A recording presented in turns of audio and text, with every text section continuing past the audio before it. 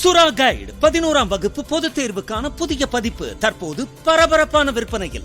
மாணவர்கள் பொதுத் தேர்வில் அதிக மதிப்பெண் பெற உடனே வாங்குங்கள் சுறா கைடு. கள்ளக்குறிச்சி மாவட்டம் கருணாபுரம் பகுதியில் விற்கப்பட்ட கள்ளச்சாராயத்தை குடித்து 55 பேர் உயிரிழந்த நிலையில் உள்நோயாளிகளாக சிகிச்சை பெற்று வருபவர்கள் பட்டது போதும் சாமி செத்தாலும் இனிமே குடிக்க மாட்டோம் என தெரிவித்துள்ளனர்.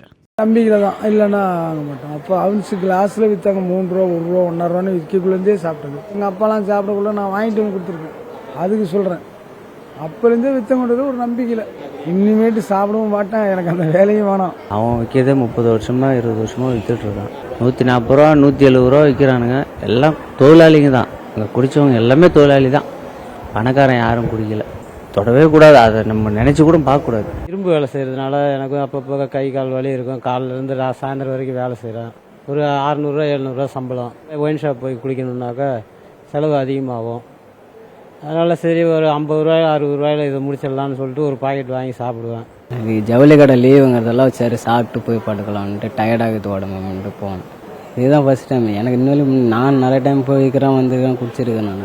ஆனால் இதுதான் ஃபஸ்ட் டைம் எனக்கு. அது ஒன்று தான். எப்பவுமே வாங்கினா 4 3 வாங்கிட்டு போவேன். அன்னைக்குன்னு பார்த்து ஒன்று தான் நான் வாங்கினேன். சுறா கைடு 11ஆம் வகுப்பு பொதுத் தேர்வுக்கான புதிய பதிப்பு தற்போது பரபரப்பான விற்பனையில்.